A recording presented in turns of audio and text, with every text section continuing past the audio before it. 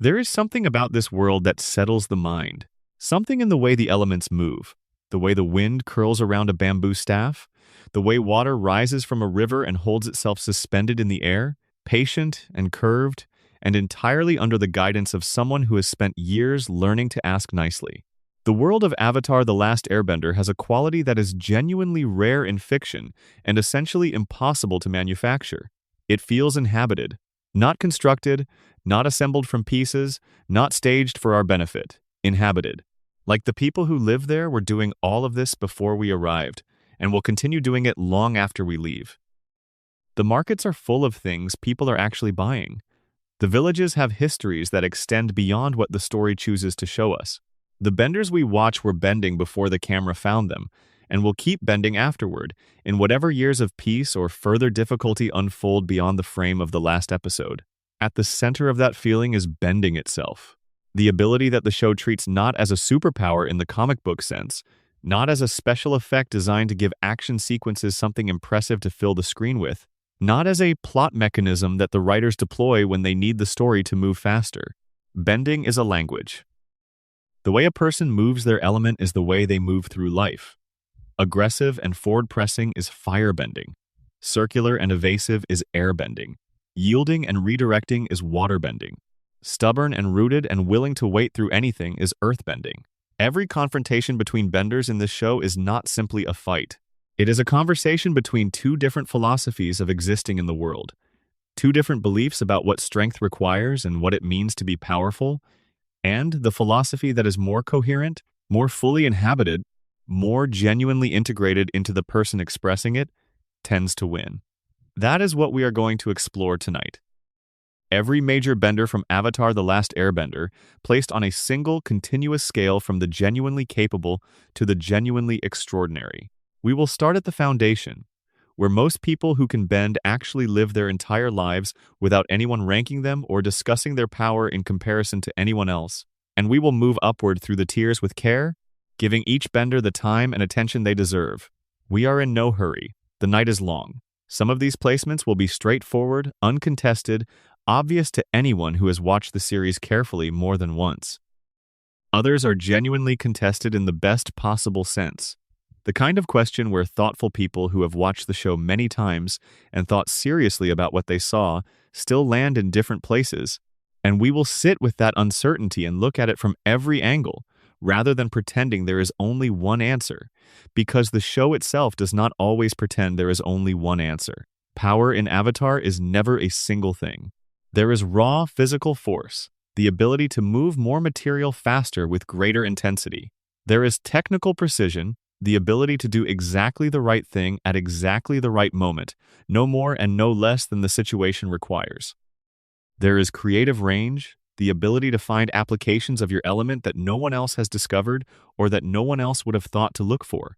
There is endurance, the ability to still be bending with full effectiveness after an extended confrontation when an opponent who started with more aggressive output has run down to something insufficient. There is adaptability, the ability to respond to unexpected situations and unconventional opponents rather than only executing the approach that works against what you were trained to fight. And beneath all of these, sitting behind them and making them possible, there is something harder to name, something closer to what we might call integration. The degree to which the bender and the element have become versions of the same thing, the degree to which the philosophy of the art is no longer something the person is trying to perform, but something they have simply become, the way breathing is something a person has become, rather than something they consciously do. We will use all of these as lenses. The ranking will emerge from looking through them together, not from applying any single measurement and declaring a winner based on it. Before we begin moving through the list, it is worth understanding where bending comes from in this world, because the origin shapes everything that follows about what bending is and who is most capable of it. The badger moles were the first earthbenders. These enormous ancient creatures navigate the underground passages and caverns of the Earth Kingdom, using their evolved sensitivity to the vibrations of the ground around them. Their connection to the earth is not something they chose or were taught. It is fundamental to their nature, the way sight is fundamental to most animals. When the first human earthbenders learned, they learned by watching and imitating the badger moles, translating what the animals did naturally into something human bodies could approximate. The dragons were the first firebenders, and their relationship with fire is something entirely different from the destructive philosophy the Fire Nation has substituted for it over generations of war and conquest. The sky bison were the first airbenders, and Appa, the flying bison who carries Team Avatar through the skies of the Avatar world across 3 seasons, is not simply a mode of transport. He is a living connection to the origin of the element that Aang was born into. Waterbending emerged from the example of the moon and the ocean, from the relationship between the tidal forces of the celestial body and the vast waters of the planet that respond to it. When humans learned to bend water, they learned by observing the tides and the movement of waves and the way rivers find their paths. The Avatar is something different from all of this and something that encompasses all of it, and we will discuss that at the end when we reach the top of the ranking. For now, the foundational point is that the bending arts have origins that predate human civilization, and those origins are not merely historical. They inform what each element actually is, and what the best practitioners of each element have access to when they understand their element deeply enough to reach the source. The martial arts that the show maps onto each element are real disciplines, carefully chosen, and this is one of the most important production decisions the show made. Airbending draws from Ba Gua Zhang, a Chinese martial art whose defining characteristic is continuous circular movement, footwork that traces the perimeter of circles rather than moving in straight lines, and the principle that the ideal response to an incoming force is to step around it and let it pass rather than to meet it head-on. Waterbending draws from Tai Chi Chuan, which teaches that force can be redirected rather than absorbed, that an opponent's momentum and strength are not obstacles but resources you can redirect toward your own purposes. Earthbending draws from Hung Gar, a southern Chinese style characterized by low stances, physical rootedness, the refusal to yield ground, and the philosophical commitment to standing firm rather than bending to external pressure. Firebending draws from northern Shaolin Kung Fu, with its explosive forward extensions, its aggressive generation of forward momentum, its emphasis on taking the initiative and pressing the attack. The production team hired Sifu Kisu, a martial arts choreographer, and recorded him performing each of these styles. Those recordings were given to the animators as frame-by-frame reference material. The bending movements you see in Avatar are not invented poses designed to look impressive. They are real martial arts movements, translated into animation with care and fidelity. Every time someone bends in this show, they are expressing a real philosophy through real movement. The philosophy of each martial art is the philosophy of each element, and the philosophy of each element is ultimately the philosophy of the people who practice it. When we talk about bending power, we are always simultaneously talking about the person who bends and the quality of their relationship with their element. A bender who is powerful in the numerical sense but whose relationship with their element is shallow will reach a ceiling quickly. A bender whose understanding runs deep will keep developing beyond where the curriculum ends, finding new applications and new depths that no amount of training alone could produce. Let yourself settle in now. Find the comfortable position, the one your body returns to at the end of each day without needing to be told. Let the breath slow to its own pace. We have nowhere to be except here, in this world, moving through it at the pace the world itself suggests. The night is long, and this is a good way to spend it. These are every major bender from Avatar: The Last Airbender, ranked by power. Before we go into the first tier, take a moment and drop a comment with where in the world you are right now and what time it is there. It is genuinely one of the small pleasures of making this kind of content. Knowing that people in different places and different time zones and different seasons are all finding their way to the same world tonight. And if this helps you rest, subscribing to the channel is free, and it keeps things going. Now, let us begin where things begin. Part 1. The Foundation. The world of Avatar: The Last Airbender is full of benders who will never appear in any ranking of power, who will never be anyone's answer when someone asks who the strongest bender is, and who are nonetheless real and present, and doing something meaningful with the ability they were born with. These are the people the show needs, not for dramatic effect, but for world building. The world feels inhabited partly because of them. Understanding what average bending looks like is the necessary foundation for understanding why the exceptional benders are exceptional. The distance between the floor and the ceiling is the whole story. You cannot appreciate how far from the floor the ceiling is without knowing where the floor actually sits. The Earth Kingdom provides the most consistent and widespread view of baseline bending because it is the most populous nation with the highest proportion of benders relative to overall population. In the villages and farms and small towns that Team Avatar passes through during Book 2's extended journey across the continent, we see earthbending integrated into daily agricultural work. A farmer who needs to remove a boulder from a field uses earthbending the way a farmer in our world might use a tractor. Not because it is impressive, not because it is the most efficient possible solution, because it is the tool that is available, and the tool works. This is the baseline level of bending competency that most earthbenders who are not specifically trained for combat maintain throughout their lives.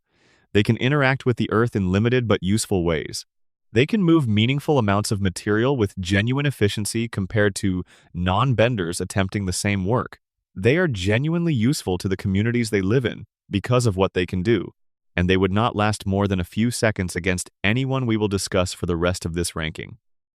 Haru is the character who puts a face and a story on this baseline level, and who is worth discussing in some depth because the show uses him to establish something important about what bending means to people who do not have combat-level skills. He is a young earthbender from a coastal village living under Fire Nation occupation. The occupation forbids earthbending under threat of arrest and deportation to Fire Nation prison rigs. This is not an arbitrary cruelty, though it is cruel. It is a targeted and intelligent use of the knowledge that earthbending is the one ability the people of this village have that could be used to resist the occupation. Remove access to the element, and you remove the primary basis for organized resistance.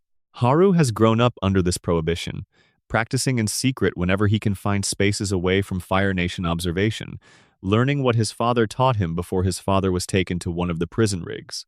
When he bends to save an old man trapped under coal from a collapsed mineshaft, the form he uses is functional in the way that something practiced in isolation and under fear is functional. He gets the job done. The form is not graceful. The control is adequate. It works. And it gets him captured because a Fire Nation soldier witnesses it and reports it, and Haru is taken to the prison rig where his father already lives. The prison rig is an interesting piece of world building that the show uses to illustrate exactly how earthbending works as a system of power and suppression. The rig is metal and sits over deep water. Both of these conditions are specifically chosen to neutralize earthbenders. No earth means no bending. The prisoners know this. The guards know this. The suppression is total, or appears to be total, until Aang and Katara find a way to introduce coal dust onto the deck, and the imprisoned earthbenders realize they have been given something they can bend. The moment when the earthbenders begin to fight back is one of the first season's better action sequences, not because the bending on display is particularly impressive by the standards of what the show will later demonstrate, but because the emotional truth of it is so clear. These are not warriors. They are farmers and laborers and craftspeople who had their ability taken from them by force and who are now taking it back. The scale of what they can do is modest compared to what the show's best earthbenders will demonstrate later. The significance of them doing it is considerable. Among the baseline benders, the Fire Nation military provides the most organized view of what trained but non-exceptional bending looks like when applied systematically. Every Fire Nation soldier who can bend has gone through a standardized training program that produces reliable, consistent results within a defined set of parameters. Forward blast, sustained flame, the basic offensive vocabulary of the Northern Shaolin system applied to military applications. These are the techniques that the Fire Nation military has refined over 100 years of actual combat experience. They are not sophisticated, they are effective. The effectiveness is collective as much as individual. A single Fire Nation firebender at the baseline level is dangerous against ordinary opposition. A unit of them, coordinated through military training and discipline, is substantially more dangerous. A fleet of ships crewed by them and equipped with Fire Nation industrial technology is the force that has conquered most of the known world over the last century. The baseline, applied at scale with organizational sophistication, is a world historical force. We should not underestimate it simply because it sits at the bottom of the power ranking. What limits the baseline Fire Nation bender is the philosophy that underlies their technique. Their bending runs on anger and the aggressive will to dominate. the Fire Nation's standard doctrine of what fire is and where it comes from. This is a genuine power source. It is also a finite one that depletes under specific conditions. The most important of these conditions is a prolonged confrontation with an opponent who declines to be where the attacks land, who simply keeps moving, who never quite gives the firebender the opportunity for a decisive strike that would allow the emotional fuel to pay off in the way the philosophy promises it will. Against such an opponent, the aggressive approach gradually uses itself up without finding resolution. The Northern Water Tribe waterbenders who defend their city in the first season's siege sequence give us the clearest view of what organized, trained but non-exceptional waterbending looks like in a large-scale military context. They fight with correct forms, applying the redirective Tai Chi philosophy at a functional level. They produce effective water whips, ice constructions, and basic defensive barriers. They hold off the Fire Nation naval forces for a meaningful period.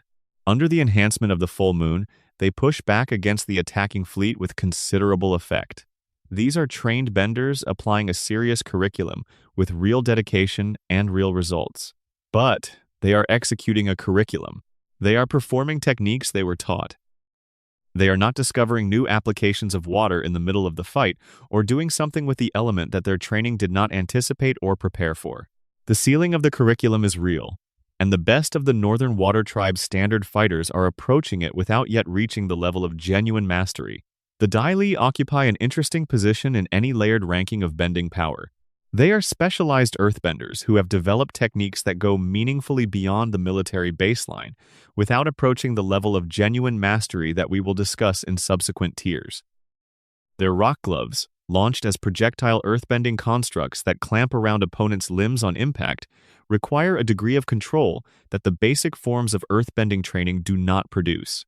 The ability to form a construct, launch it as a projectile, and then guide it to close around a specific target involves multiple simultaneous applications of the element in a single technique, which is substantially harder than simply producing a large amount of one thing.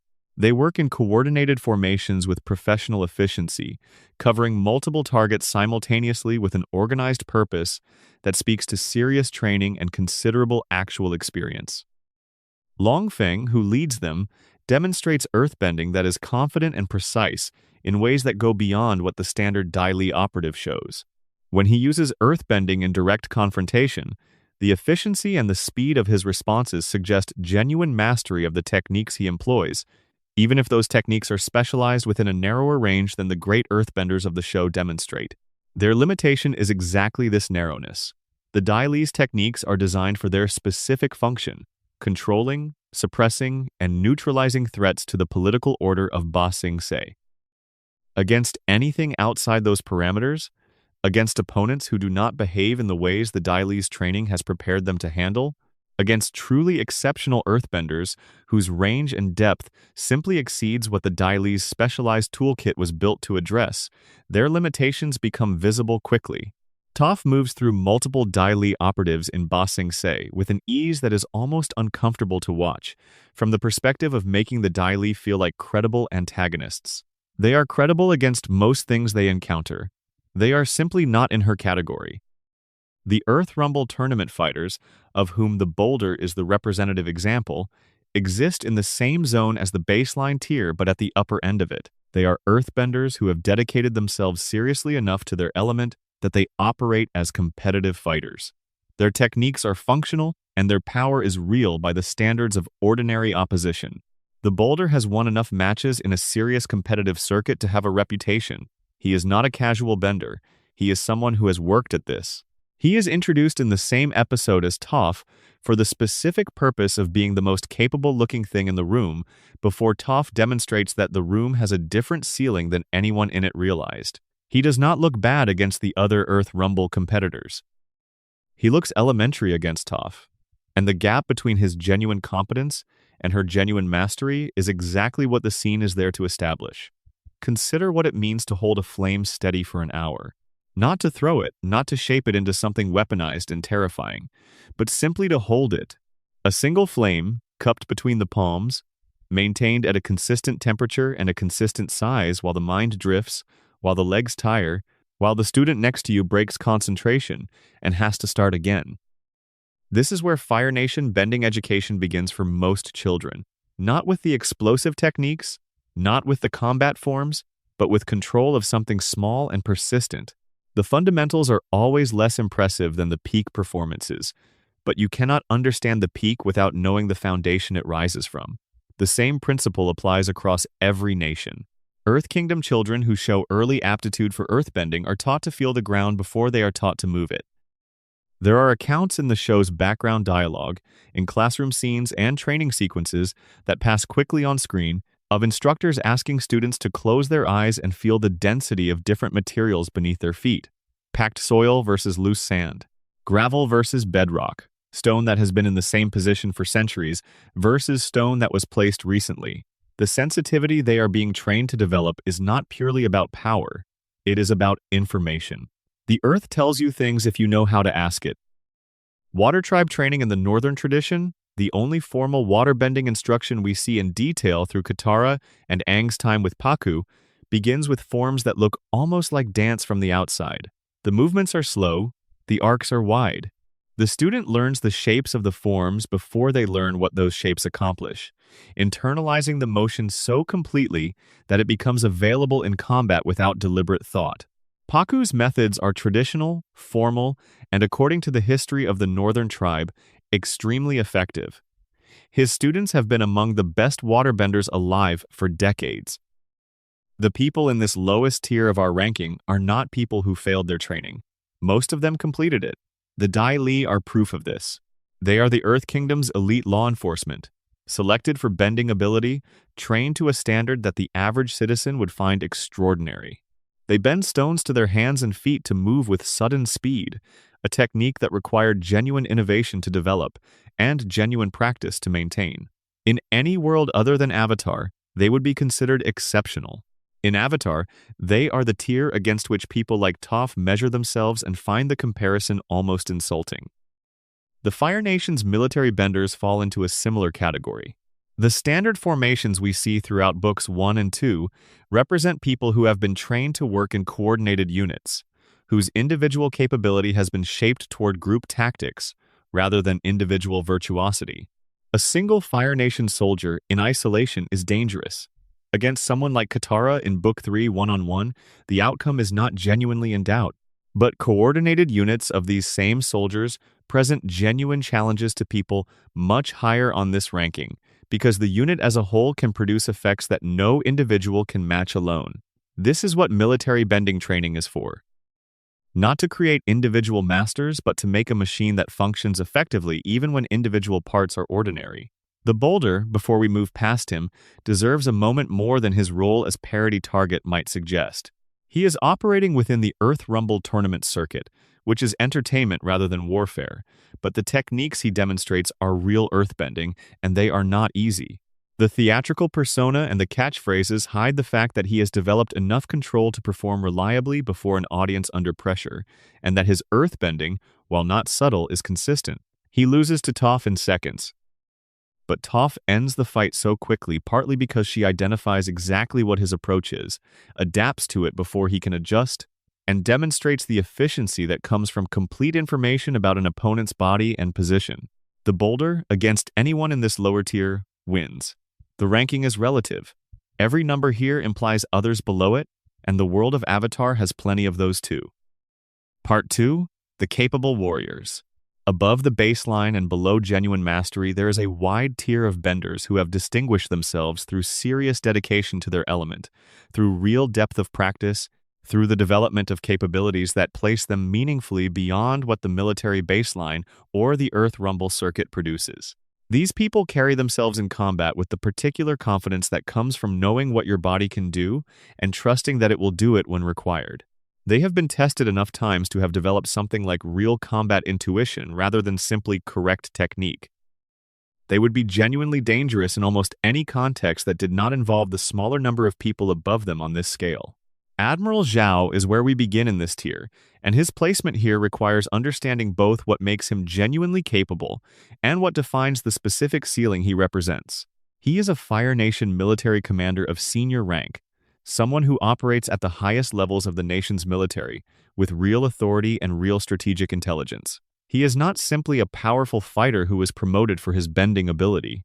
He plans and executes large-scale military operations. He understands political dynamics. He knows how to use the resources available to him to achieve objectives that require more than individual combat prowess. His firebending reflects the combination of talent and dedicated training that a career senior military officer who is also a bender would accumulate over decades. He defeats Zuko in an Agni Kai in the show's early episodes with what appears to be relative ease, and this result is important because it establishes where Zuko sits at the start of the series while simultaneously establishing that Zhao himself is above that level by a meaningful margin. He does not struggle with Zuko. He handles the confrontation efficiently. His fire is sustained and controlled and deployed with the confidence of someone who has been in enough serious confrontations that the mechanics of it have become second nature.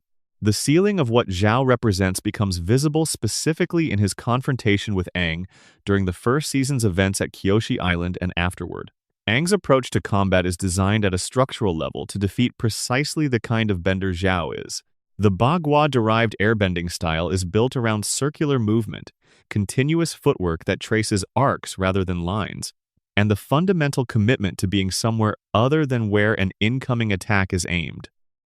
Against a firebender whose philosophy is to press forward with aggressive sustained flame, this approach turns the aggressor's own initiative against them by simply removing the target from where the fire is going. Zhao fires. Aang is not there. Zhao fires again. Aang is somewhere else. This is not about Zhao being technically outmatched in any conventional sense. It is about the structural incompatibility between a philosophy that requires a target and an opponent who has made not being a target the core of his entire approach to fighting. Every time Zhao fires and misses, the emotional fuel that his aggressive philosophy runs on is not finding the resolution it was directed toward. The misses are not just missed shots. They are the accumulation of a philosophy's failure to find purchase, and the accumulation matters over the course of a sustained confrontation. His intelligence as a strategist is visible in the plan he develops to eliminate the moon spirit. This plan is coherent, large-scale, and reflects genuine understanding of how waterbending works and where its power comes from. Remove the moon, remove the spiritual foundation of waterbending, eliminate the Northern Water Tribe's ability to defend themselves against the naval assault that has been stalled for too long. It is the kind of plan that could only come from someone who has thought seriously about the problem. The execution nearly succeeds. Yue's sacrifice and the specific circumstances of that moment prevent it from fully working. What the Moon Spirit Plan also reveals is the specific limit of Zhao's understanding. He treats the natural world, the balance between the moon and ocean spirits, the deep structure that underlies the elemental world the Avatar exists to protect, as an obstacle to be removed rather than a condition of everything that exists, including his own goals. The consequences of removing the moon would not have been limited to waterbending. They would have been total and irreversible. Iroh warns him of this directly. Zhao proceeds anyway. This is not ignorance. It is the specific kind of short-sightedness that comes from treating power as its own justification and everything else as secondary to it. Zhong sits significantly above Zhao in this tier and represents one of the show's most interesting questions about how to rank someone whose capabilities are largely inferred rather than observed. He is a former Fire Nation admiral who deserted from active military service and survived the desertion long enough for it to become a settled fact. The Fire Nation does not simply accept desertion from senior commanders.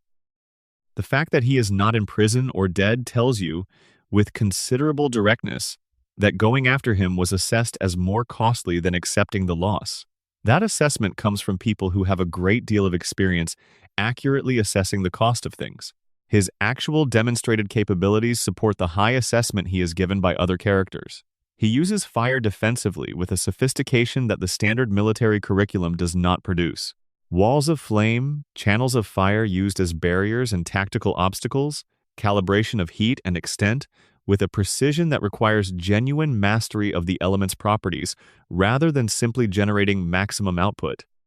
He disappears into a sphere of fire to escape Zhao, an act of control so complete and so close that there is no margin for error. You cannot do that if you are even slightly afraid of the element. You cannot do that if the fire is not entirely and precisely yours in every moment of the technique. His philosophical understanding of fire adds a dimension that most Fire Nation benders of his generation do not have. He describes fire's danger honestly, with the awareness of someone who has experienced what fire does when it is not fully controlled and who carries that experience as genuine regret. His brief instruction of Aang in Book 1 conveys real wisdom about what it means to be a firebender, and this wisdom is not separate from his capabilities. In Avatar, the quality of a bender's understanding of their element is a direct component of what they can do with it. Understanding deeply is not merely intellectual, it changes what bending is possible. His restraint is the complicating factor for his ranking. He uses very little of what he has, deliberately, because he has arrived at a philosophy that prioritizes not causing harm over demonstrating power. For ranking purposes, someone who has made this choice is genuinely difficult to assess against someone who makes no such choice. We can say with confidence that he is exceptional. We cannot say with precision exactly how exceptional because he is committed to not demonstrating the full range. Paku sits at the upper boundary of this tier, with strong arguments for placing him in the tier above. The duel with Katara in the Northern Water Tribe is the clearest window into his capabilities. He is fast in a way that reveals something specific about the relationship between his conscious mind and his bending. At very high levels of any martial art, the response to a situation precedes the conscious decision to respond. The body has performed the technique enough times that it arrives without being retrieved. Paku has been waterbending at a serious level for long enough that this quality is visible in how he fights. He does not think and then bend. He simply bends, and the bending is precisely appropriate to what the situation requires. He is also limited in a specific and telling way that becomes clear only in retrospect when we have seen Katara at her full development. Paku is the best of what the Northern Water Tribe's tradition produces. He has gone as far as the tradition takes someone who follows it completely. He has not gone beyond the tradition. Katara eventually does.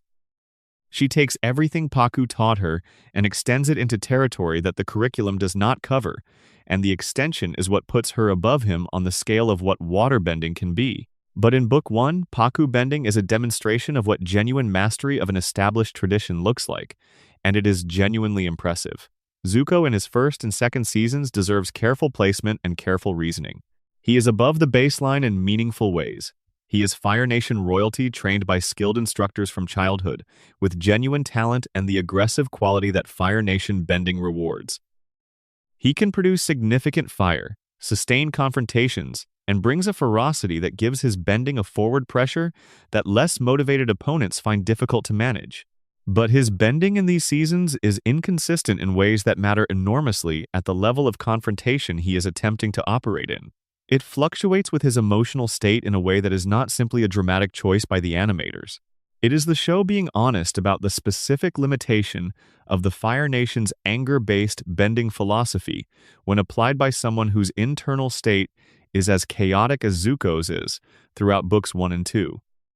His bending actually diminishes at certain points, not because his technique has degraded, but because the emotional condition that his tradition uses as fuel is not available to him in usable form when he is most conflicted. He is too occupied with the ongoing question of who he actually is, what honor actually means, whether the path he is on is right, to consistently access the state of aggressive certainty that the standard approach requires. The show depicts this as a real limitation with real consequences. It is not a character flaw that makes him less interesting. It is the honest expression of what happens when a person's bending philosophy and their actual inner life are in fundamental conflict. Zhao deserves the examination of his actual record beyond the siege itself. He is a naval commander and a student of history, and both of these qualities contribute to his bending capability in ways that are easy to miss when his personality is as dominant as it is. He researched the moon spirit specifically, which means he located and accessed materials in the Northern Water Tribe's historical archives, which means he had the access, the language capability, and the patience to conduct serious research. Someone who only excelled at violence and intimidation would not have done the groundwork. He identified the moon spirit's physical form in the spirit oasis before anyone else thought to look there. He is more than his worst quality. Zhang is the figure who represents what the Fire Nation's bending tradition could have produced if the tradition had valued something other than aggression. He rejected the military and paid for it with his freedom, living as a fugitive because he refused to participate in a campaign he believed was wrong. His bending, shaped by decades of self-directed study after his departure from the military structure, developed in the direction of control rather than maximization. The wall of fire he produces at the river in his first appearance is not just a large piece of burning, it is a precisely placed barrier designed to accomplish a specific tactical purpose. He understands fire in the way that the Avatar world's great masters understand their elements, as something with inherent properties that can be worked with, rather than only driven. His assessment of Aang's fire is accurate and worth taking seriously. He tells Aang that waterbenders have fine tutors in their element, because the ocean is infinitely patient. Earth is sturdy and enduring, and can be approached in its own time. But fire is different. Fire will grow beyond what you intend it to grow unless your control grows with it at precisely the same rate. He is speaking from the perspective of someone who has spent his life studying what happens when fire grows faster than its bender's understanding, and his caution comes from genuine knowledge of the consequences. Longfeng is a different kind of case, because his bending capability is not the most interesting thing about him. The most interesting thing about him is what he was able to accomplish through a gap between Shin control, institutional power, and the willingness to use both without restraint. The Dai Li work for him, not for the Earth King, when we meet him in Ba Sing Se. The Earth King has been kept effectively ignorant of the war. The city has been managed for Longfeng's purposes for what is implied to be a significant period. None of this required extraordinary bending. It required patience, intelligence, and the understanding that controlling the flow of information is frequently more effective than controlling the flow of earthbending. When Azula arrives and plays on the Dai Li's loyalty with the precision she brings to everything she does, Longfeng discovers the limit of institutional power. It follows whoever the institution most fears. And the Dai Li, when Azula finishes her campaign among them, fear her more than they fear him. His capture marks the end of his influence. He was never powerful in the way that the show's great benders are powerful. He was powerful in the way that organizations are powerful, and organizations can be redirected by someone who is also willing to do the work of understanding them from the inside. Pakku's inclusion in this tier is not a statement about his skill level so much as a clarification about the relative scale of this ranking. He is the Northern Water Tribe's master, a man whose students have become masters in their own right, who trained Katara and produced in a matter of months someone capable of defeating Zuko, Azula, and a squadron of their best soldiers simultaneously. His bending is beautiful in the way that bending becomes beautiful after decades of practice. The techniques are economical, precise, and read as effortless because they are the product of such thorough practice that effort has become largely invisible. He moves less than younger benders in combat. He wastes less. His watery is always in motion, always controlled, always positioned where it will be needed slightly before it is needed. He places here rather than higher because of the gap between his capability and what we see above him. He would not defeat Katara at her Book 3 peak. He would not defeat Toph. He would not defeat Iroh or Ozai. He is a master of his element in his generation, and the show is consistent about what that generation's ceiling represents in relation to the specific individuals who have gone beyond it. Part 3. The Skilled Masters. There is a level at which the distinction between benders stops being primarily about the quantity of force they can generate and becomes primarily about everything else: judgment, creativity, experience. The specific quality that develops when someone has spent enough time with their element, that the relationship has moved beyond technique into something closer to genuine dialogue. At this level, benders handle anyone in the previous tier without particular difficulty.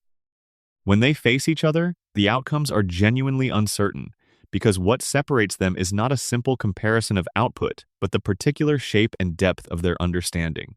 Combustion Man occupies this tier in an unusual way, because his specific power within his specialty is very high, while the range of what that specialty covers is narrow enough to define his ceiling.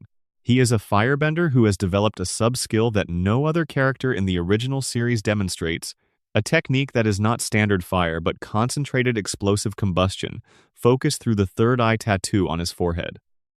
The blasts he generates travel as projectiles and detonate on impact with force that can shatter stone walls and split earth. The range and the destructive radius are both significant. He is not a bender who needs to be close to do damage, and the damage he does from any distance is extreme.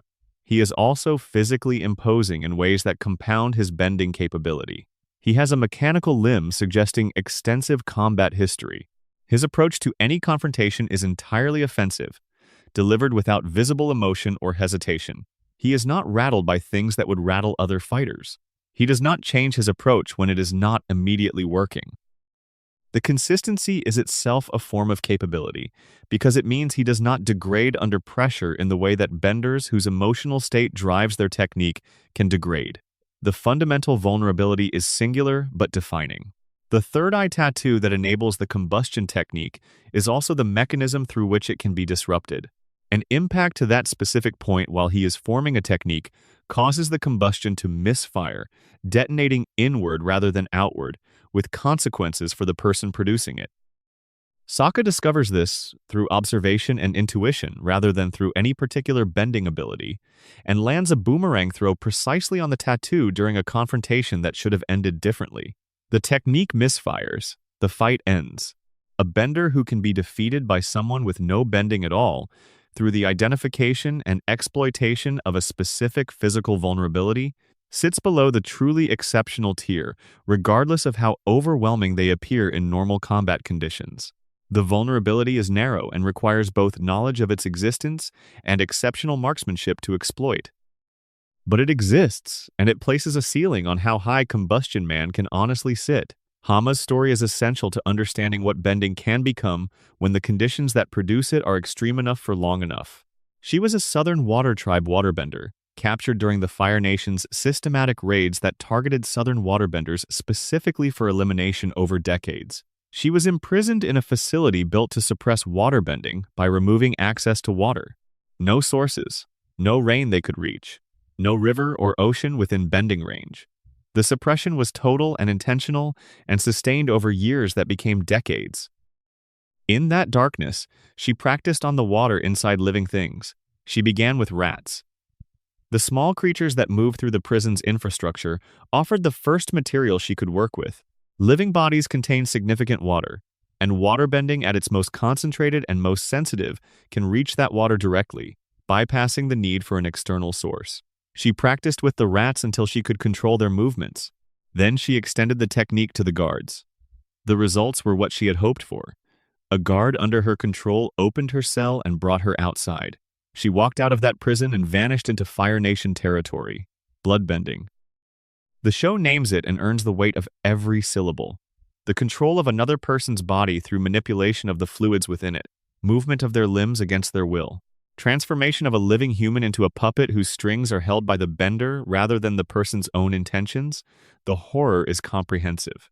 It violates physical autonomy, it violates the interior experience of autonomy, because the controlled person is fully aware of what is happening and cannot prevent it, and it does so through the element that is supposed to be about healing and flow and the natural movement of water through the world. The technique is the element's most fundamental properties taken to their most disturbing possible extension. She builds a life in the Fire Nation after her escape, running an inn, living quietly, aging in place. She is also, during the time she lives there, abducting Fire Nation villagers and imprisoning them in mountain caves, replicating for them, in whatever simplified form, the experience that was done to her. The show does not allow this to be simple villainy. She has been shaped by genuine and sustained horror into someone who cannot always clearly distinguish revenge from justice, who experiences inflicting suffering as a form of balance restoring. This is a portrait of what captivity, violation, and decades of sustained trauma do to a person's relationship with the concepts of right and wrong, and the show treats it with more honesty than most adult fiction manages. Her combat performance in the episode's climactic confrontation is remarkable by any standard. She is elderly at this point, decades removed from her years as an active waterbender, living in the Fire Nation without regular access to large water sources. During a full moon, which amplifies waterbending to its maximum, she simultaneously controls Aang and Sokka and fights Katara in a three-way engagement. She nearly wins. Katara defeats her by turning bloodbending back on her, an act that requires both the technical knowledge of the technique and the willingness to actually use it, And the expression on Katara's face after the fight tells you everything about the cost of that willingness. Zuko at the end of the series, after the lesson with the dragons, needs to be discussed as a separate figure from the Zuko of the earlier seasons, because the transformation is genuine and consequential. The visit to the Sun Warrior's ancient city with Aang leads to the encounter with Ran and Shaw, the last two living dragons, who were being secretly protected by Iroh decades before and by the Sun Warriors for generations before that. The dragons judge both Aang and Zuko worthy and show them the dancing dragon, the original technique of firebending before the Fire Nation philosophy of anger and conquest replaced it. What changes in Zuko is not primarily technical. He already knows the techniques. What changes is the source from which the fire comes. His entire life, he has been bending from anger, from shame, from the desperate need to prove something to his father. These are real emotional states, and they produce real fire. They also produce fire that is tied to the continuity of those emotional states, that fluctuates when the states fluctuate, that has a ceiling defined by the quality of the emotional fuel available at any given moment. After the dragons, he bends from life, from the animating principle of being alive, which is available to him without conditions, in a way that anger and shame are not. His fire after this is stable and consistent in ways it has never been before. It does not require him to maintain a particular state. It simply is. His lightning redirection, already learned from Iroh, is demonstrated at significant personal cost during the finale. He steps in front of the lightning Azula fires at Katara and takes it into his body, attempting to redirect it through the prescribed pathway from one hand through the stomach to the other. The redirect is imperfect. Some of the energy passes through the heart rather than around it. The consequences are nearly fatal. Katara saves him with spirit oasis water, and the choice to step in front of that lightning, to put his body between Azula's technique and Katara's life, is the fullest expression of his completed transformation. He is no longer the person who needed to capture the Avatar to restore his honor. He is someone who knows what he values enough to risk his life for it without hesitation. Combustion Man, whose name the show withholds for most of his appearances, is bending something that the show never fully explains, and that is more fascinating for remaining unexplained. The third eye tattoo functions as the focal point for a technique that treats fire not as an element to be shaped and directed, but as a concentrated impulse that, when released, causes the air at its point of arrival to explode. This is not standard firebending. Standard firebending projects flame. What he does projects force. The distinction matters because force does not need to travel through obstacles to reach what is on the other side of them. The limitation is the geometry of the focal point. Everything the technique can accomplish must originate from the third eye. The technique cannot be redirected mid-flight. It cannot be adjusted once released. It will hit whatever the third eye is aimed at, or it will not hit anything. This absolute commitment to a fixed angle of attack is the crack in an otherwise extraordinary capability, and Sokka identifies it by noticing that the most immediately available object between the focal point and whatever it is aimed at is the focal point itself. The explosive disruption of the tattoo mid-generation causes a catastrophic failure of the technique with the expected results. His placement here reflects the question of how to rank someone whose ceiling may be genuinely extraordinary, but whose approach contains a structural vulnerability that the right opponent can exploit. He is effective against every conventional threat he faces in the series. He is not effective against Sokka's combination of observation and improvisation. The final assessment is that he belongs in this tier because the vulnerability is real and significant, not because he lacks raw power. Hama's bloodbending emerges from the specific combination of extreme capability and extreme circumstance. She was a waterbender of considerable talent before her capture and imprisonment in the Fire Nation. The prison's conditions, specifically the deliberate removal of any available water source to prevent bending, produced in her a response that was essentially creative desperation at a level that most people never reach, because most people never face the specific pressure she faced. She found the water that was already inside the animals around her, and then she kept looking. The development of bloodbending as a technique is one of the most disturbing things the show depicts, not because of what the technique does, but because of the internal state it requires to discover. She had to reach past every instinct about what water is and what it means to bend it. She had to be willing to extend her perception and her control into the bodies of living things and treat the water there as available to her purposes. This is a crossing of a line that, once crossed, cannot be uncrossed. She is fully aware of this. She does not apologize for it. She understands what she became in that prison, and she has, in the way of someone who has spent decades making peace with a necessary transformation, accepted it completely. Her bloodbending in the show's time frame requires the full moon, which means her capability is constrained to 1 night per month under the right conditions. The specific requirement of the full moon is the show's way of limiting a technique that would otherwise be categorically game-ending in any conflict.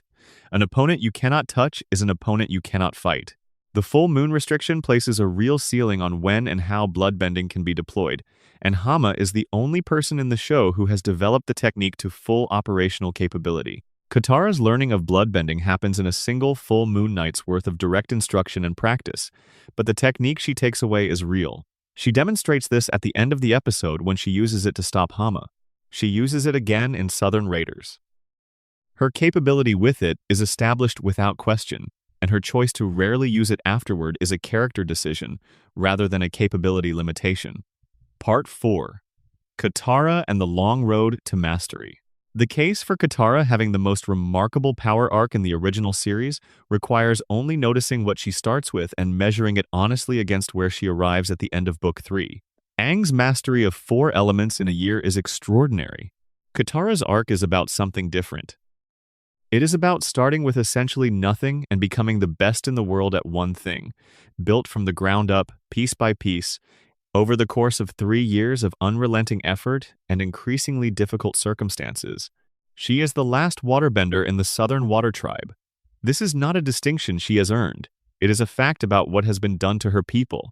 The Fire Nation spent decades systematically raiding the Southern Tribe and capturing or killing every waterbender they found. Katara is the last one left because she was too young to be considered a threat during the raids that took everyone else. She has been practicing in isolation, without any formal instruction, without access to a teacher or a curriculum, or even other practitioners against whom to measure her progress. She has been learning to bend by experimenting, by repeating what seems to produce results, by developing intuitions about what her element can do through trial and error, rather than through any kind of organized instruction. The first episode shows us exactly what this produces. She is performing a water whip, one of the most basic waterbending forms, and the execution is uncertain. The water wobbles. The control is inconsistent in ways that suggest she has not yet fully internalized the principle the form is built on. She makes it work through effort rather than through ease, which is the signature of someone who has learned without proper instruction. The meaning comes through, the precision is still uncertain. What the first episode also shows, in the moment when the iceberg cracks open and the energy releases, is the other component of the picture. The water around them surges in response to Katara's emotional state. Before she consciously directs it, before she asks it to move, the element responds to her in a way that speaks to a genuine underlying connection, something that exists beneath the current limitations of her technique. The potential is real and full-sized. The skill is catching up to it. The scroll she steals from pirates in Book 1 changes her trajectory. She steals it because she understands intuitively that written instruction is better than no instruction at all, because the forms depicted in it give her something specific to practice toward, rather than something she is approximating on her own.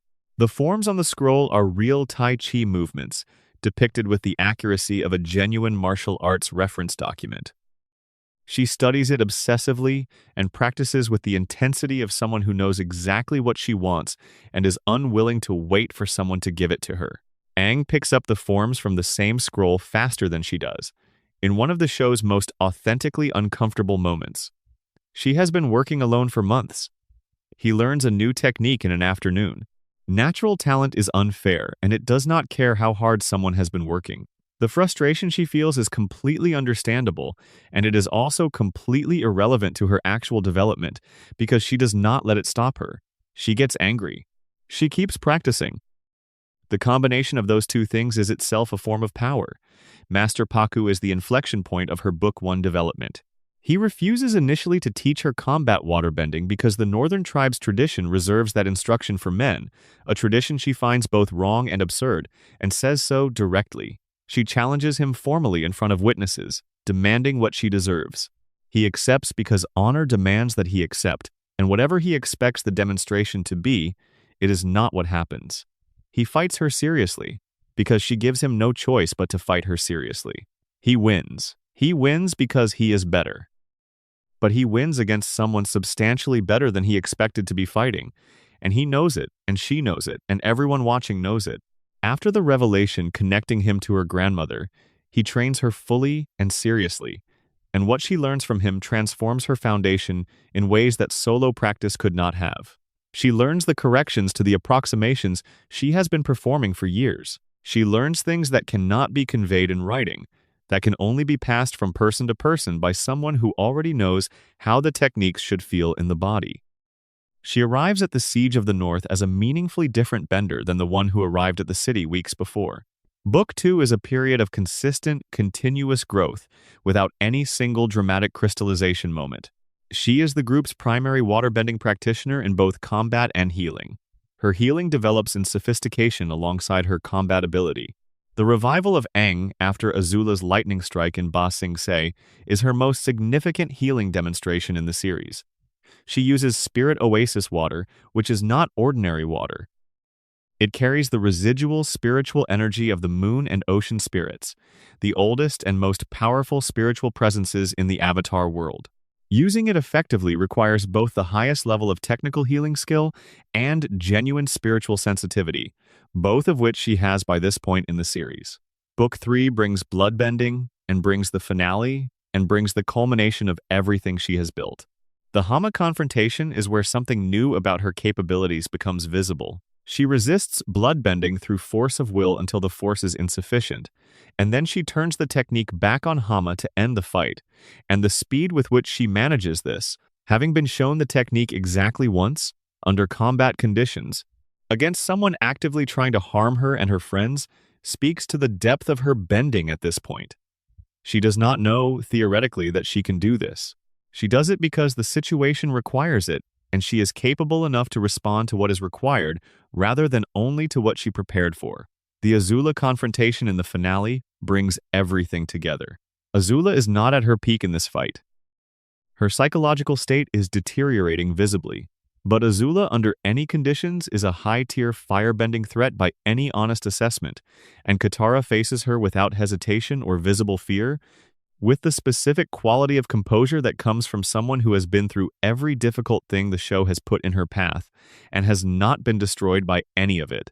The strategy she uses to end the fight is worth examining carefully because it is not a power strategy. It is a clarity strategy. She gives up her external water supply, which looks like losing a resource. She carries a small amount of water. She converts it to ice when she and Azula are at the right distance, freezing both of them into a column. From outside, this appears to be mutual destruction, a desperate final act by someone who cannot win on standard terms. From Katara's perspective, from inside the decision, it is complete control. She made the ice. She knows its structure entirely. She knows exactly how to release it in a way that frees her and holds Azula, and she does exactly that, stepping free while Azula remains immobilized, chaining her to the ground. This is the expression of someone who knows exactly what her element can do in any given configuration, who chose the option that wins not because it is the most powerful option, but because it is the right option at the right moment. It is 3 seasons of accumulated understanding applied with perfect precision. When Korra, the next Avatar, is old enough to begin her training, she studies under Katara and describes her as the best waterbender in the world. That endorsement from the Avatar is not a small thing. The waterbending scroll that Katara steals from the pirates in Book 1 is a document that contains real forms. The show's production team had the forms drawn with accuracy by the martial arts consultants, and the Tai Chi movements depicted on the scroll correspond to actual forms that a practicing Tai Chi student would recognize. Katara uses this scroll to teach herself, in secret, late at night, by water that she coaxes out of the air when no river or ocean is available. This is worth sitting with for a moment. She teaches herself from a piece of parchment, in the dark, with no instructor, without the ability to do more than approximate what she sees in the drawings and test whether her approximation produces the result she is hoping for. The learning that happens this way is slower and harder, and more often wrong before it is right, than learning from someone who can correct the errors in real time. But it is also more internalized when it sticks, because every technique she takes from that scroll has been worked through with the full weight of her own understanding rather than accepted because an instructor confirmed it. Paku's training is the first time she has access to instruction at the level her capability actually needs. He resists at first, because the Northern Tribe's traditions do not permit women to learn combat waterbending. She responds by trying to fight him. His evaluation of this attempt has always been one of the show's better character moments. He sees in about 4 seconds that she has real ability and real fire, and then he proceeds to end the contest in approximately the same amount of time it takes him to put his tea down. She is good for where she is. She is not good enough to compete with someone who has been practicing for decades. But the gap between them is smaller than it would be for almost anyone else her age, and he knows this. He trains her. He teaches her the formal tradition, the full structure of Northern Water Tribe combat bending, and she absorbs it fast enough that the end of Book 1 finds her genuinely competitive with advanced firebenders. The fight with Zuko during the Siege of the North is not a lucky win. It is a demonstration that the training worked and that she brought the right kind of attention to it. Her development in Book 2 is uneven in the way that development is when you are doing 10 things at once. She is maintaining Aang's training, navigating the politics of the Earth Kingdom, managing the team's logistics in a way that frequently requires her to be the adult in the room, and occasionally getting to practice. Her bending progresses, but not at the rate that full-time training would produce. The specific gap she fills in Book 2 is emotional depth. She learns things about her element that the Northern Tribe's formal tradition never addressed, including the connection between water and emotion, the way that a bender's feeling state affects the quality of their water. The swamp benders she meets are working with a completely different philosophical tradition from Paku's, one that treats water as present everywhere and available in forms that the North would not recognize. She does not become a swamp bender, but she takes things from the encounter. Healing waterbending is not a lesser form of the discipline. It requires a sensitivity and a precision in the application of healing water to specific injuries that combat bending does not need, because combat bending can afford imprecision in ways that healing cannot. The wrong movement in combat costs you some efficiency. The wrong movement in healing can make an injury worse.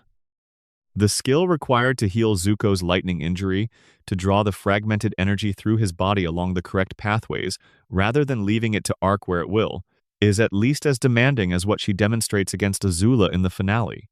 The finale fight is her best moment precisely because it shows both dimensions simultaneously. The combat capability developed across 3 seasons of hard fighting, and the emotional intelligence of someone who has been thinking about what she is willing to do and what she is not. She defeats Azula not by being more powerful in a raw sense, though by Book 3 she is the most powerful waterbender alive in the main cast not named Hama. She defeats Azula by making better decisions under pressure, by reading the fight accurately enough to find the chain of ice and the moment to use it, by being the person in that fight who is thinking 3 moves ahead of the moment. Part 5. Toph Beifong. The creators confirmed it. The official art book confirmed it. The show confirms it in demonstration after demonstration across the entire 2nd and 3rd seasons. Toph Beifong is the strongest earthbender in the world. She says this herself regularly, with complete confidence, and she is not boasting. She is stating a fact that she has tested against every other earthbender she has encountered and found to be accurate each time. The story of how she arrived here begins with a cave. She ran away from her parents' estate to a cave in the hills and she cried, and while she cried, the badger moles found her. The original earthbenders. The creatures who developed earthbending not as a martial art or a craft, but as a sensory system for navigating a world without light. They navigate underground passages in complete darkness, using their evolved sensitivity to ground vibrations, feeling the shape of their world through the soles of their feet and the structure of the earth around them. They were blind. She was blind. They found her in the dark the way she already navigated the world, by feeling. And they recognized something in her that the instructors her parents had hired for her formal earthbending lessons had not recognized. Not a disabled child who needed accommodation. A creature like themselves, who moved through the world the same way they did, who was already developing a sensitivity to ground vibrations that no sighted person had any particular reason to develop. They taught her what they knew, not the Hungar curriculum that human earthbending teachers have passed down for generations. The earthbending of creatures for whom the element is a sensory organ rather than a martial tool. The earthbending of something older than the tradition. The seismic sense she develops from this foundation is not simply a navigation tool or a substitute for sight. It is a complete alternative perceptual system that, in some respects, exceeds sight. It feels the world in 3 dimensions, including underground. It reveals structure where sight reveals only surface. It detects movement before sight would, because vibrations travel through Earth faster and farther than light can carry visual information in low-contrast environments. She identifies individuals by the characteristic vibrations of their gait. She detects dishonesty through the involuntary physiological responses that accompany it, the subtle changes in heart rate and muscle tension that truthful and untruthful statements produce differently. She is aware of things happening behind her, beneath her, at distances that visual perception could not cover at all times. The sleeping posture is the small detail that the show uses to communicate all of this without stating any of it. In every camping scene across the series, Toph's feet are elevated off the ground. She props them against a rock, a raised mound of earth, whatever the campsite offers. The show never explains this. It simply shows it consistently, trusting the attentive viewer to understand what it means. If her feet are in contact with the ground while she sleeps, she cannot rest. Her seismic sense is always active when there is ground contact. She feels every footstep, every insect, every root moving in the soil around the camp. Lifting her feet is the equivalent of closing her eyes. It is how she turns off the sense that is otherwise always open. Her fighting style is immediately distinguishable from every other earthbender in the show. Standard earthbending draws from Hungar, with its wide, planted stances and powerful direct strikes. Toph moves differently. Her style is more compact, more sensitive, using the southern praying mantis philosophy of redirecting incoming force rather than opposing it, of using an opponent's momentum as material to work with rather than pressure to absorb. She did not learn this from the Hungar tradition. She learned it from badger moles, whose bending has nothing to do with opposition and everything to do with sensitivity and flow through the earth they inhabit. When she is introduced at Earth Rumble 6, the tournament's announcement of the blind bandit produces laughter. A small blind girl in an earthbending combat arena is, on the surface, an obvious target for ridicule. Then she bends. Her seismic sense reads every opponent's movement before it is complete. Her praying mantis style redirects their force rather than absorbing it. She dismantles fighter after fighter with an efficiency that is almost uncomfortable, and the boulder, the event's champion, goes down like everyone else. What makes the sequence work is not just that she wins, it is how she wins. She wins easily, in ways that reveal the gap between her understanding of earthbending and everyone else present as something that cannot be closed from their side by any amount of training in what they currently know. The metal-bending discovery is the moment that puts her above every earthbender who has ever lived and arguably will ever live except for those she teaches.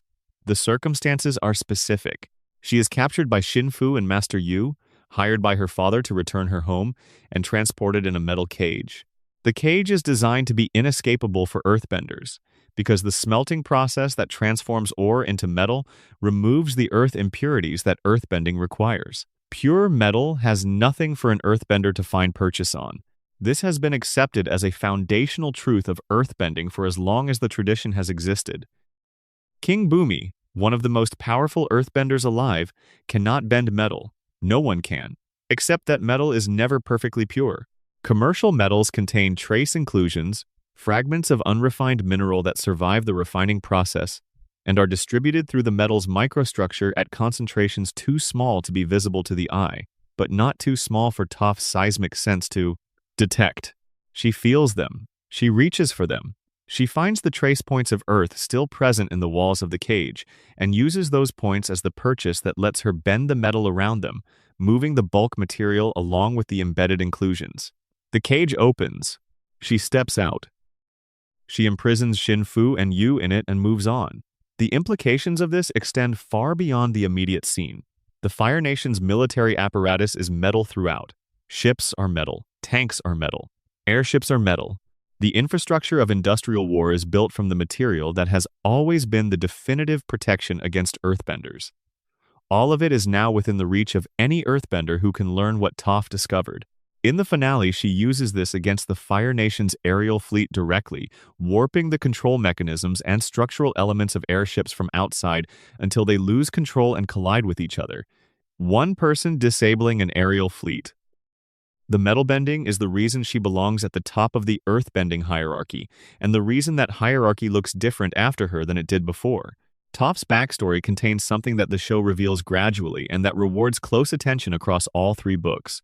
Her parents kept her hidden, not from malice in the way that makes easy sense, but from a protective instinct that had calcified over years into something indistinguishable from control.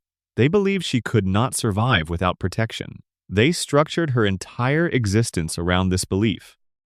She had the finest tutors available to someone of her family's wealth and status in every area that did not require seeing. She was educated, comfortable, and completely imprisoned by the people who thought they were keeping her safe. The Badger Moles changed this not through instruction in the way that Paku instructed Katara or the way the dragons showed Zuko and Iroh. They changed it by showing her an entirely different model of what her sense could become. Badger Moles do not see. They have no vision at all. They navigate entirely through vibration, through the constant feedback of the earth beneath their enormous bodies, through a constant low-frequency conversation between themselves and the ground that carries information at ranges their eyes could not have provided even if they had them. Toph did not invent seismic sense. She recognized it in them and understood that she could do what they were doing. The years she spent in the cave system where the Badger Moles live are not documented by the show, but the mastery she demonstrates when we first meet her in Earth Rumble 6 is not the product of months of practice. You do not operate at that level after a short period of work. You operate at that level after years of intensive development in conditions that push the sense to its outer limits, and then asked it to go further. She knows the cave system in her area of the Earth Kingdom by feel. She has been moving through it since she was old enough to wander away from her tutors. The Earth Rumble arena is not where she tested her bending. It is where she demonstrated what she had already finished testing somewhere below ground. The Earth Rumble arena serves a different purpose for Toph than competition. She is the best bender in that arena every time she enters it, and she knows this before she walks in. The blind bandit persona is not a performance of capability she is uncertain about. It is a release valve for someone who has spent her entire visible life being told she is fragile. In the arena, under a name that nobody in her family recognizes, she gets to be exactly what she is, without managing other people's feelings about it. The blind bandit wins. The blind girl that her parents constructed their fears around would not even be permitted to try. Her teaching method with Aang is the inversion of every other teaching relationship the show depicts. She teaches by throwing things at him. She teaches by refusing to explain what she wants until he does it wrong several times in a row. She teaches by demanding that he engage with the element in a way that his airbending temperament finds deeply uncomfortable, because standing firm while something large and heavy is coming toward you requires a relationship with your own body and the ground beneath it that airbenders specifically are trained away from. The tension between air nomad lightness and earthbending rootedness is the tension between who Aang is and what he needs to become, and Toph makes it worse before she makes it better because she does not believe in comfortable learning. Metal bending is the discovery that defines her legacy more than the Earth Rumble victories or the seismic sense or even the defeat of multiple Dai Li agents simultaneously. It is the discovery that extends the element itself. Everyone before her, including Bumi, had accepted that metal was beyond earthbending's reach because the process of refining metal removes the earth impurities that an earthbender's sense can locate and influence. The accepted wisdom was not incorrect about the refining process. It was incorrect about the scale of the impurities that need to remain for earthbending to find purchase. She is inside a metal box, fully enclosed, with no earth in contact with any part of her body. She is in the specific situation that the accepted wisdom used as its definition of the impossible. No earth available to bend. She finds the impurities anyway, because her seismic sense is developed to a degree that no other earthbender has approached, and she can feel what others cannot feel. And she bends through the impossibility because the alternative is dying in a metal box, and that alternative is categorically unacceptable to her. The Beifong metal-bending academy that she eventually founds, and the metal-bending police force that her descendant Lin leads in the Legend of Korra, represent what happens when an individual discovery is institutionalized. It becomes a tradition. The technique she discovered in crisis, alone, under the most extreme pressure her life had yet produced, is eventually taught to students who will teach other students across generations. Toph became the person who added a chamber to a room that everyone else thought was complete. Part 6. Azula. She is introduced at the end of the first season as a presence more than a person, a figure at the edge of the frame that registers as something important before you understand exactly what it is. The second season begins and she is fully visible. The most technically refined firebending practitioner alive in the show's present day, the person whose combination of natural talent and relentless training has exceeded what the Fire Nation's tradition, taken on its own terms, was designed to produce. She is 16 years old when we properly meet her. The blue fire has been developing since she was 12, when she surprised Fire Lord Azulon with a demonstration of bending ability that the show implies was not expected of someone her age. The 3 years that Zuko spent at sea searching for the Avatar, Azula spent in intensive training with the best instructors available to someone of her rank and status. The result is a technical precision that is visible in everything she does, not just in combat but in the quality of attention she brings to every situation. She does not waste effort or words or calculations about the positions of the people around her. The blue fire is the visual expression of this precision. Standard firebending produces orange and red flame because the combustion process is not complete, leaving suspended particles that absorb and re-emit light in the orange-red range. Azula's fire is blue because her combustion is more complete than this. The fuel is consumed entirely. Nothing escapes unused. The efficiency of her fire is the efficiency of her mind made literal and visible. She is a perfectionist, and her fire is perfect in the specific technical sense that it does not waste. Lightning generation is her signature advanced technique, and understanding how she manages to perform it requires understanding something specific about the technique and about her. The generation of lightning requires separating positive and negative chi within the body, creating the gap between them, and allowing the discharge to form through that gap. The separation requires stillness. It requires the absence of enough internal conflict to prevent the two polarities from interfering with each other. In practical terms, it requires something that functions like inner peace, even if it is not inner peace in any deep or philosophical sense. Azula is not at peace. She has never been at peace. She has spent her entire conscious life under the specific psychological structure that her father's approval and her perfectionism create, always performing, never adequate, perpetually proving herself against a standard that will accept nothing less than complete success in everything. The conflict this produces is genuine and deep. It will surface eventually, catastrophically, but for most of the series, her suppression of this conflict is complete enough that it does not interfere at the functional level the lightning generation requires. She has achieved, through the force of will that her perfectionism demands, a working approximation of stillness that is sufficient for the technique. The gap is sealed by discipline rather than by peace, and for most of the show's duration, the difference is not visible in outcomes. The moment in Ba Sing Se that defines her peak is the defeat of Aang in the Avatar state. This is the show's clearest statement about where she sits on any scale of bending power. The Avatar state is not simply Aang with additional power. It is Aang as the conduit for every Avatar who has ever existed, all of their accumulated capability channeling through his body simultaneously. It is the most powerful state available to any human being in the Avatar world.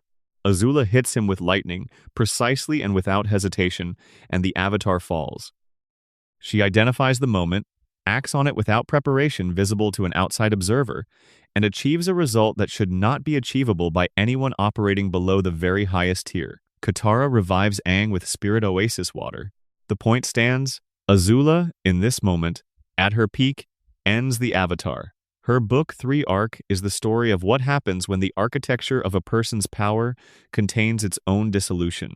The perfectionism that enabled the lightning generation required suppression of everything that contradicted the performance of perfection. When Ty Lee and Mai choose something over their fear of her, when they demonstrate that she does not actually control the people closest to her, the suppression becomes insufficient to its purpose. When she is made Fire Lord and the goal that was organizing her identity is achieved, there is nothing left on the other side of it to reach for. The blue flames flicker. Orange appears. The fire that was perfect because she was performing perfection is revealing, color by color, the failure of the performance. What makes Azula's trajectory tragic rather than simply villainous is the specific cruelty of the mechanism of her decline. She did not fail because she was weak. She failed because the structure she built her entire identity on required conditions that could not be sustained indefinitely. Her control of others operated through fear, and fear is an effective adhesive right up until the moment when someone decides that what they are afraid of if they stay is worse than what they are afraid of if they leave. Mai and Ty Lee both reach this threshold. The show is deliberate about why. Mai for Zuko, Ty Lee for her friendship with Azula herself. Both of them make the calculation that there is something worth risking Azula's anger for. The fact that anyone reaches this conclusion is the evidence that Azula's model of control was always contingent. She is not stupid about this. She understands it immediately, which is why her response to the betrayal is so fast and so decisive.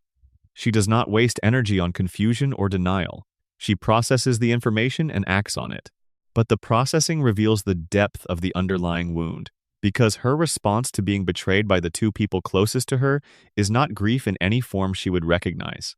It is the reorganization of her strategy around the confirmation that no one is actually loyal, that everyone is a potential threat, that the only reliable thing is her own capability. This reorganization is not new. It is the intensification of something she has always believed, and the show has been laying the groundwork for this belief across her entire arc.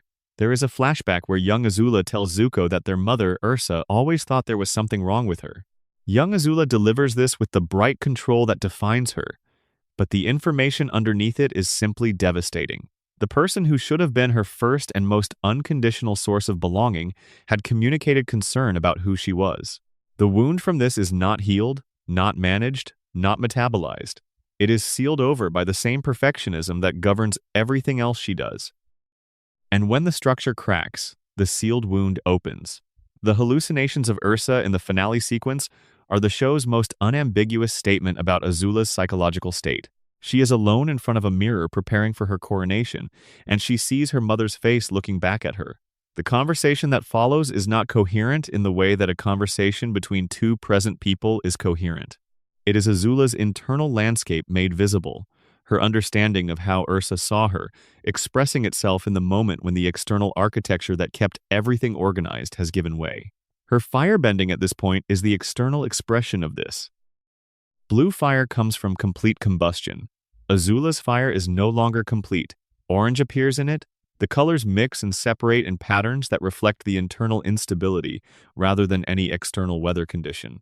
She is losing the control that made her fire blue, and she is losing it because the psychological structure that maintained that control is collapsing in real time. This makes the Agni Kai against Zuko something genuinely rare in television. A fight sequence that is simultaneously about two people trying to defeat each other in physical combat, and about one of those people falling apart while the fight happens.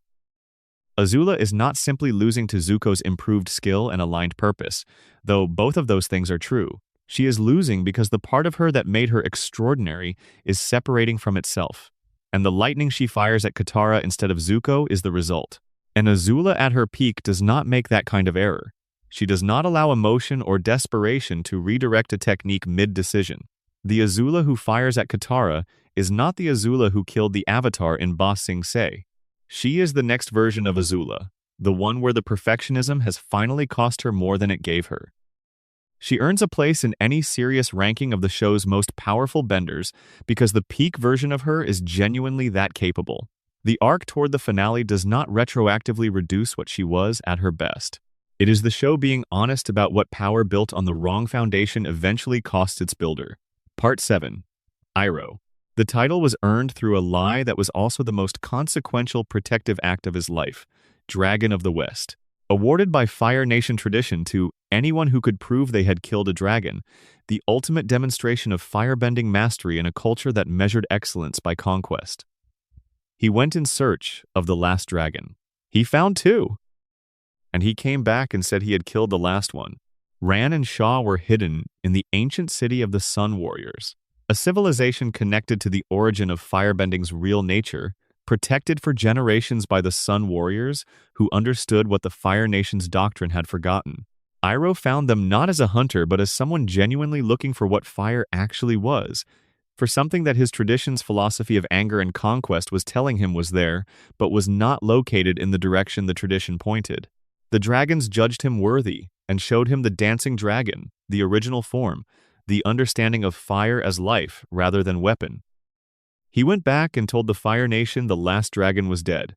The hunt stopped. Ran and Shaw survived for decades more in their hidden city, long enough for Zuko and Aang to find them, long enough for the teaching to pass to the next generation. The lie was an act of love, in the same way that Iroh's character is consistently about love in ways that the show does not make sentimental but does make profound. He protected something beautiful because he believed it deserved to exist. He accepted a title that cost him something true about himself, carrying the false honor of the Dragon of the West because maintaining the lie protected what the truth would have destroyed. He has been bending for decades, at a level that very few people in the world achieve. More than that, he has been thinking about bending with a depth that almost no one in the Fire Nation's present generation has brought to it. He studied waterbending to understand the principle that became lightning redirection, synthesizing a technique from two traditions that the traditions themselves did not know could be combined. He is the only character in the series who demonstrates this kind of cross-traditional synthesis, and it is both the expression of his character and a direct addition to his capabilities. His involvement in the Order of the White Lotus connects him to the other masters of his era in a way that is relevant to his ranking. The Order's membership includes Pakku, the Northern Water Tribe's master waterbender, King Bumi, Zhong, Piandao, the Swordmaster. These are people who have spent their lives developing exceptional capabilities. Iroh holds the Grand Lotus rank, which is the highest. The assessment comes from peers who have basis for accurate judgment. The liberation of Ba Sing Se is where the show comes closest to showing Iroh at something approaching his full scale. He drives the liberation of an entire occupied city against firebenders enhanced by Sozin's comet.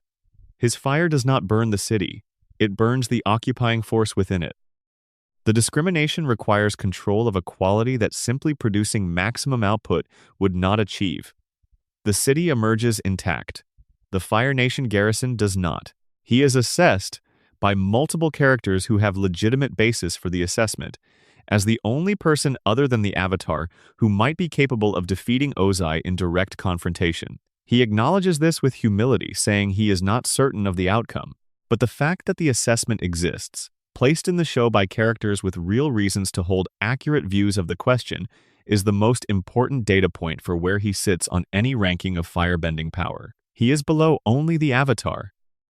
Above Ozai in the sense that depth and the philosophy of fire as life give him capabilities that pure aggressive output cannot match. He does not fight Ozai, and that choice is consistent with everything the show tells us about him.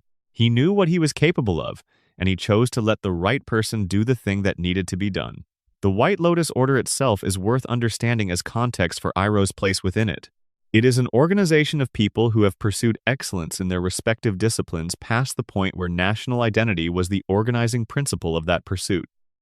Members include people from all four nations, which in the context of a 100-year war is not an incidental detail. It means they have all made the decision, at some point in their lives, that the quality of their practice matters more than the political alignment their nations would prefer they maintain. Iroh's status as Grand Lotus is the senior position within this organization.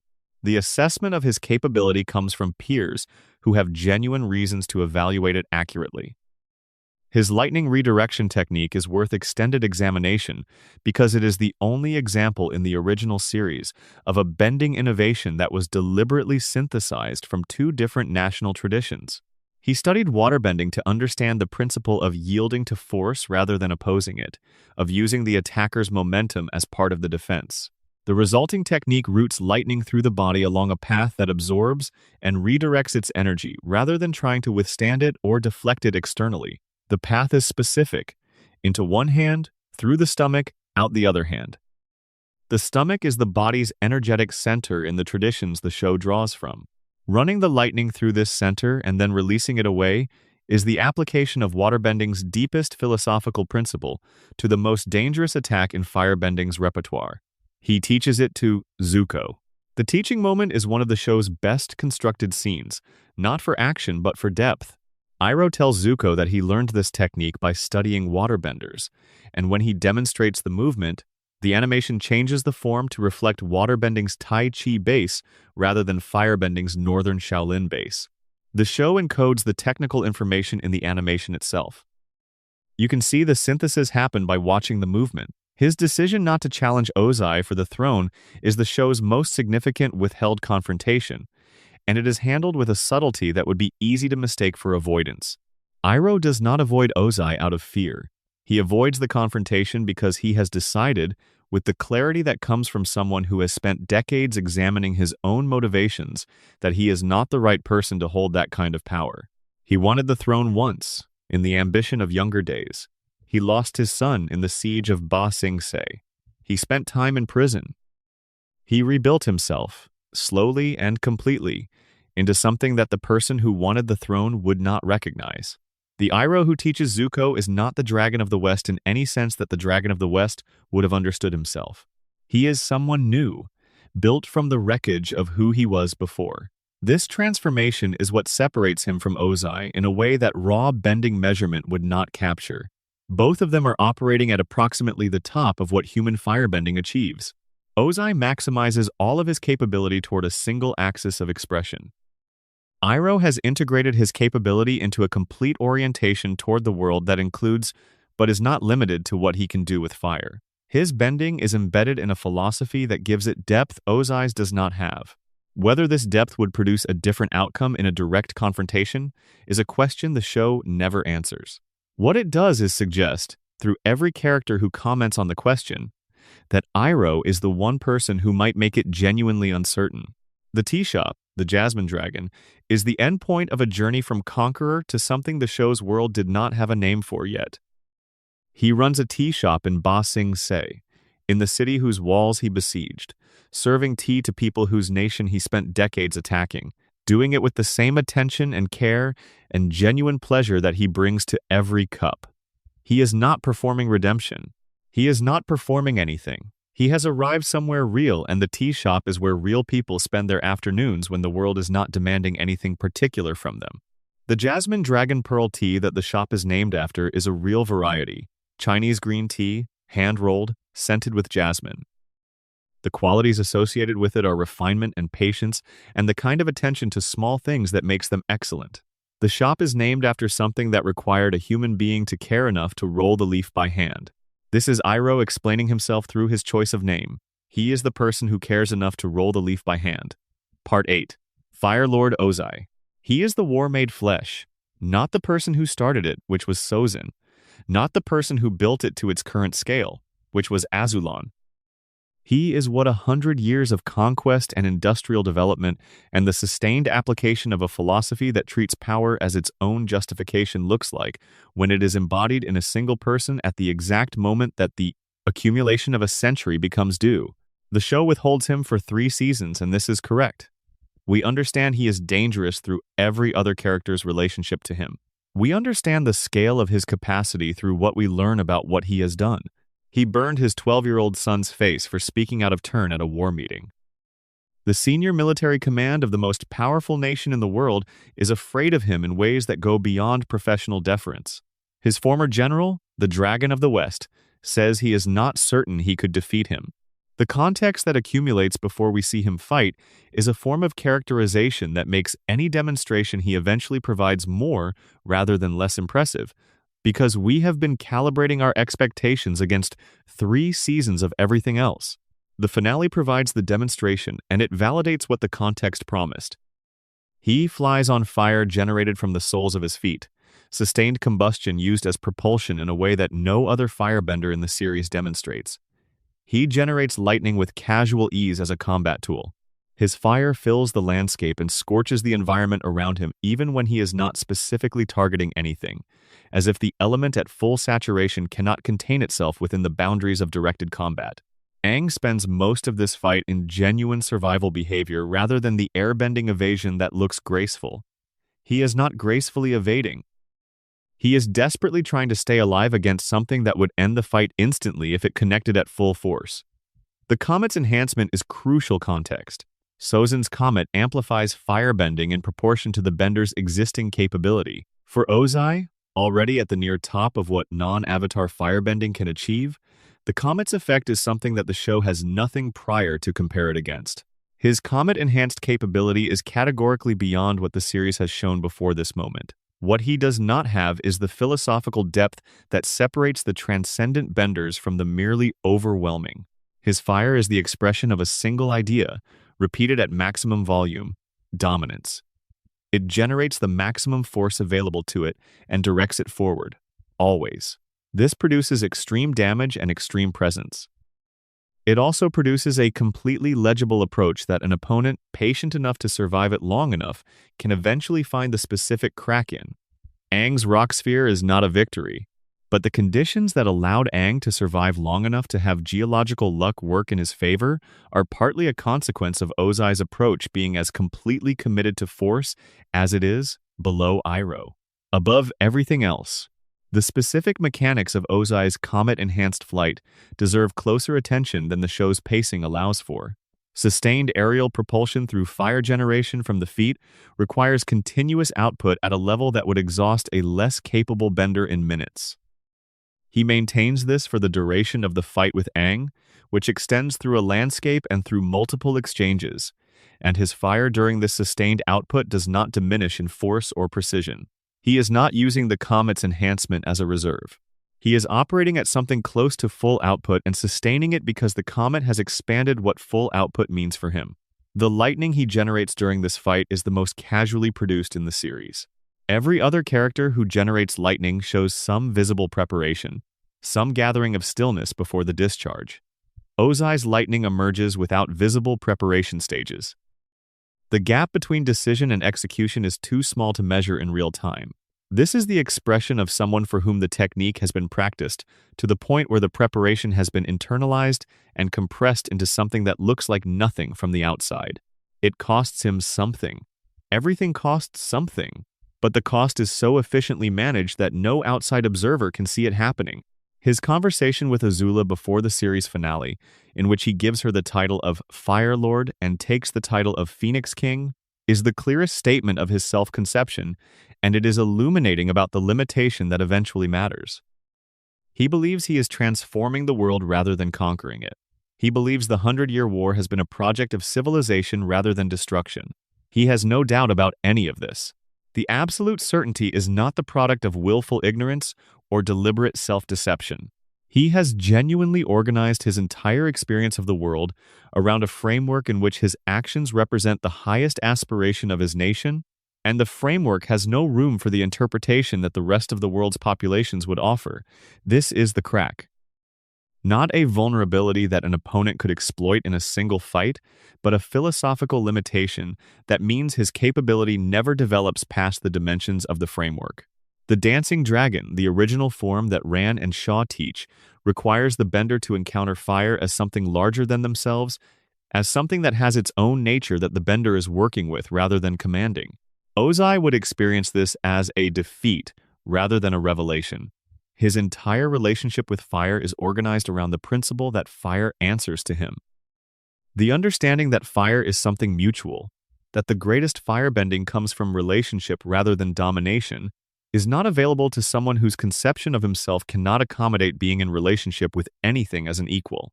This is why Iroh is ranked above him despite the fact that both of them are operating at approximately the same technical ceiling of human firebending. The ceiling itself is not the same. Iroh's ceiling is higher because his philosophy expanded it. Ozai never found the crack in his own framework that would have let him grow past it. The show is careful not to make Ozai a cartoon of villainy in the way that would make him less frightening.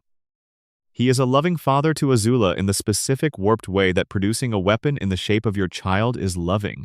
He is invested in her success, he notices her capability, he rewards her excellence. His treatment of Zuko is not the treatment of a child he does not care about. It is the treatment of a child who has, by his framework, failed to be what a child of the Phoenix King should be. The cruelty of it is that the framework is the problem, not the absence of something resembling care. He is the endpoint of the Hundred-Year War's internal logic. A person shaped by a society that has been at war for a century, who embodies that society's values completely, and who has the rare combination of raw capability and political power to act on those values at the largest possible scale. He is not an aberration. He is what the system was trying to produce all along, the final, perfected expression of a philosophy that should never have been applied. Defeating him requires not just overpowering him, but demonstrating to the world that the philosophy itself was wrong. Aang's energy bending accomplishes this in a way that killing him would not have. Part 9. The Earthbending Comparison. The show creates a genuine debate between Toph and Bumi and allows it to remain unsettled in the show itself, before resolving it through the creator's confirmation that Toph holds the title. Both sides deserve honest articulation. Bumi's case rests on scale.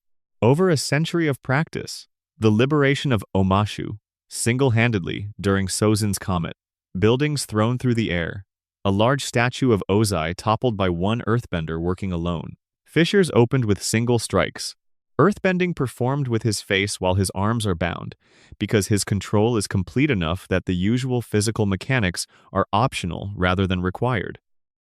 The raw physical scale of what Bumi moves, in the largest demonstrations he gives, is genuinely the largest in the series outside the Avatar state. Toph's case rests on everything else. The specific quality of her seismic sense, which no other earthbender has developed or can develop without the foundation she built from. The discovery of metal bending, which extended the element into territory that everyone, including Bumi, had agreed was permanently inaccessible. The confirmation from the people who built both characters, the defeat of Korra in old age, the foundational nature of the Beifong line she starts, whose members are still among the best earthbenders alive 70 years after her peak. The honest conclusion is that Bumi has the highest ceiling within the narrowest definition of earthbending, the ability to move the most earth at the greatest force. Toph has the greater total mastery of everything connected to the element. The creators confirmed her title. She holds it. The earthbending debate is interesting partly because of what it reveals about how the show values different kinds of excellence. Bumi's case is intuitive. He is older, he has been bending longer, he can move more earth. The case for seniority in any physical discipline is usually that time equals depth of practice, and depth of practice equals capability. 112 years of earthbending should produce more earthbending capability than 12 years of earthbending, and by the scale measurements the show offers for Bumi, this seems to be borne out. But Toph's case is the more interesting one because it rests on a claim about mastery that the show treats as qualitatively different from scale. Mastery, in the show's treatment, is not the maximization of capability within a tradition. It is the full expression of a relationship with an element that extends to the element's most fundamental nature. Toph did not just bend more earth than anyone else or bend it more efficiently. She extended the definition of what earthbending is. Metal bending is not a technique within the existing tradition. It is a new chamber in the tradition, added by someone who refused to accept that the tradition's current boundaries were the element's actual limits. Bumi has had 112 years to discover metal bending. He did not. This is not a statement about his intelligence or his capability in a general sense. It is a statement about the specific quality that Toph has, and that the show identifies, through her, as the thing that produces genuine innovation rather than excellent practice of existing techniques. The willingness to push past the framework that defines the element and treat the element itself as larger than any tradition's understanding of it. His liberation of Omashu is the peak demonstration of his approach. He is alone, 80 years old by the series timeline, earthbending against Fire Nation soldiers with comet enhancement active. What he does in this sequence is not subtle. He does not need it to be subtle. He is using the earth the way that someone who has been bending it for a century uses it, as an extension of himself that he does not have to think about in the way that a newer bender would need to. The statue, the buildings, the fissures are all available to him in the way that a pianist's hands are available to them after decades of practice. He does not consider each individual action. He acts and the earth acts with him. They are excelling in different dimensions of the same discipline. Bumi's dimension is scale and intuitive familiarity developed over a lifetime that spans the war itself. Toph's dimension is precision, total sensory integration, and the willingness to redefine the tradition from inside it. The creator's confirmation of Toph's title is the show's determination that Toph's dimension matters more. Not more in any absolute sense, more in the sense that the greatest expression of any art is the one that reveals something about the art that was not previously visible. She revealed that metal bends. She revealed that Earth is in everything. These are discoveries, not achievements. And the show treats discoveries as a higher category of excellence. Part 10. Avatar Aang. At the top of this ranking, there is space that belongs to Aang. And it belongs to him not because the show is his story, but because of what the Avatar is and what it means to inhabit that role fully. He is the bridge between the human world and the spirit world, between the four elements and the single life force that preceded them, between every generation of human existence and the one that currently needs him.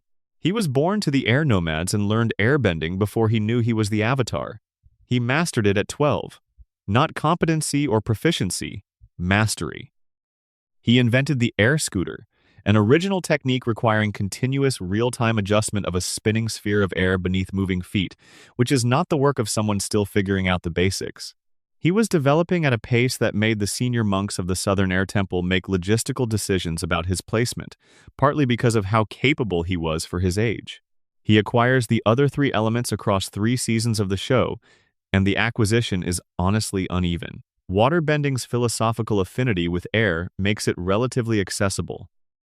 Earthbending is genuinely difficult, the element most at odds with his natural temperament, and his earthbending remains his least comfortable even by the series' end.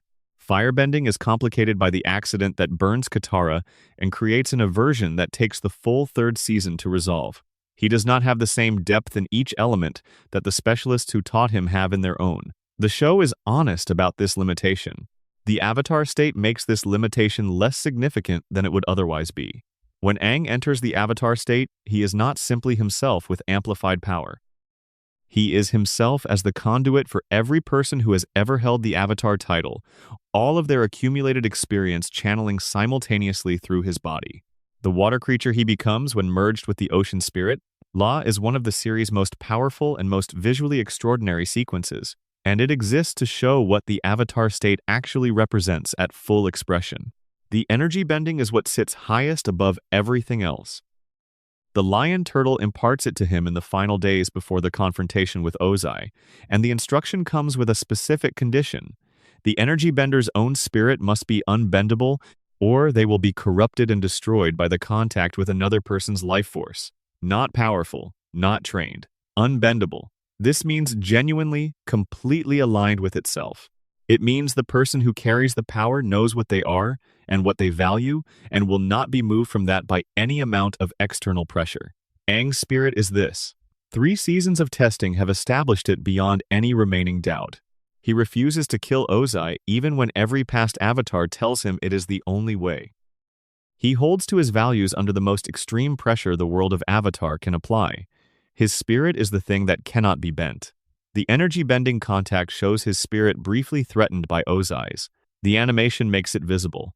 And then Aang's spirit takes over, completely and finally, and Ozai's firebending is removed, not defeated, removed. The 100-Year War ends. Not because the most powerful fighter won, because the most integrated person did what the most integrated person could do.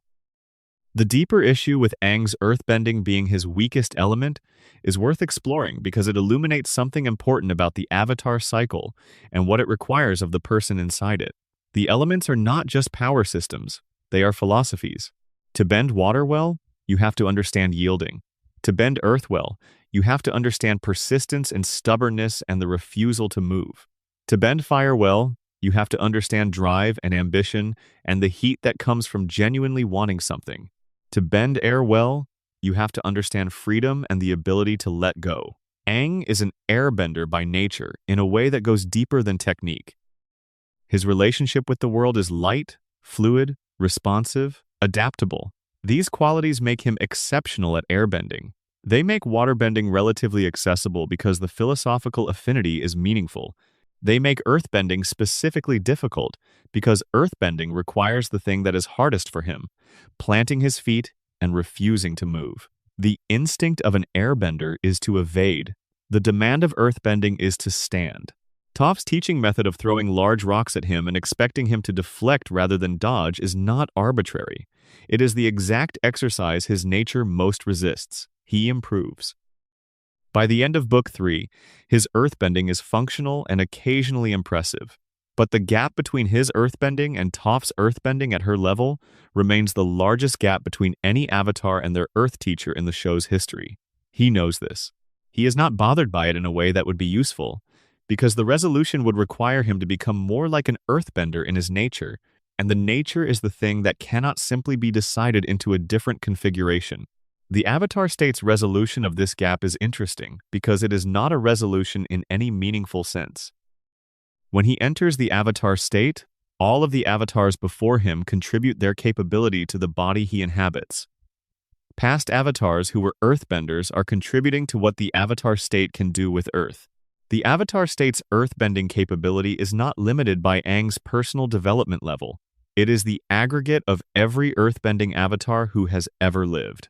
This is both impressive and revealing. The avatar state is not a version of Aang who is better than Aang at earthbending.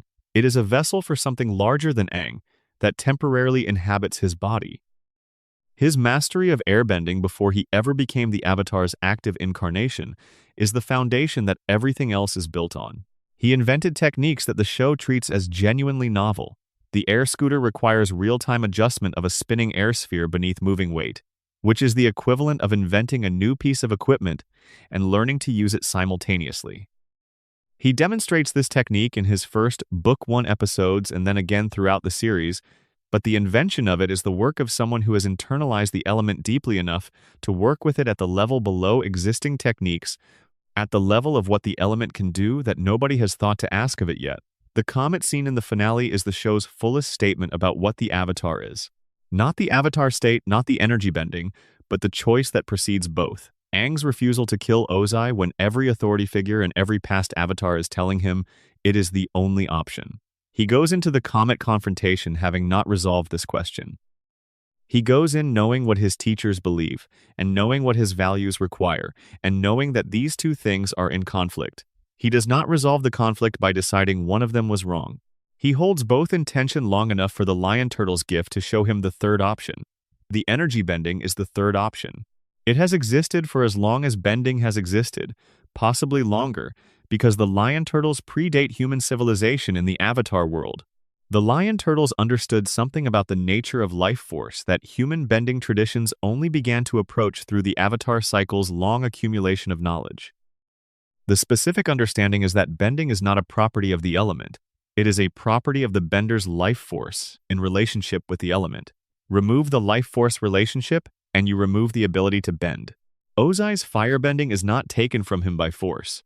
It is taken from him by the severing of his life force's connection to the element, and this can only be accomplished by a life force that is stable enough in itself to contact another life force directly without being transformed by the contact. Aang's spirit is stable enough. 3 seasons of the show have built the evidence for this, quietly and consistently, so that when the moment arrives, it does not feel like a convenient solution. It feels like the only solution for this specific person, and the reason it is available to this specific person is that the entire arc of his development has been about the same thing the energy bending requires: knowing exactly who you are and what you value when the external pressure to be something else is at its maximum. The closing image of the show, Aang and Katara on the balcony of the Jasmine Dragon with the sun setting behind them, is not an ending in the sense of a conclusion. It is an exhale. The world is not fixed. The 100-Year War's damage is not repaired in a day. The Fire Nation colonies are still scattered across the Earth Kingdom. The Southern Water Tribe is still depleted. The Air Nomads are still gone, all of them, and Aang is still the only one. None of this is resolved by Ozai's defeat. What is resolved is the immediate crisis, the specific threat of what Sozin's comet would have accomplished in Ozai's hands. The rest is the work, the long, patient, difficult work of rebuilding a world that 100 years of war has taken apart. And the show understands, in its treatment of everything that leads to this moment, that this kind of work is not done by the most powerful person alive acting alone. It is done by people who care about it, working together, with patience and skill and the specific quality of attention that the show has spent 3 seasons building in every character it loves. The closing. From the foundation to the summit, from ordinary people bending for ordinary purposes to the 12-year-old who found an option that no one before him had been willing to look for, this ranking traces something real about what this show believes about power and what power is for. Power in Avatar is never an abstraction. It is always a person, always connected to who that person is and where they came from, and what they have built their capability on top of. Toph's earthbending matters because of the blind girl in the cave with badger moles. Katara's waterbending matters because of the years alone in the southern cold. Iroh's firebending matters because of everything he surrendered and everything he chose and the specific quality of peace that emerges from someone who has been powerful for decades and has decided carefully what that means. Azula's story matters in the way that a tragedy matters. Aang's story matters in the way that hope matters. The benders of Avatar are not defined by this ranking. They are defined by what their bending says about who they are, by the specific way each of them has found to be in relationship with the element they were born into or came to through necessity, or arrived at through long difficulty. The ranking is only a way of spending enough time with each one to understand what they have built, what it cost them, and what it made possible. Let the sounds of this world settle now. The wind finding the spaces between things. The water finding its level, patient and inevitable. The earth holding as it has always held. The fire breathing, warm and continuous, the original light. Somewhere in that world, a boy with an arrow on his head is still learning something new, still practicing, still becoming. He has more time than he knows. If this was a good place to spend your evening, please subscribe. It costs nothing and it means everything to the continuation of this kind of content. Drop a comment with where you are and what time it is, and sleep well. The Avatar has got this.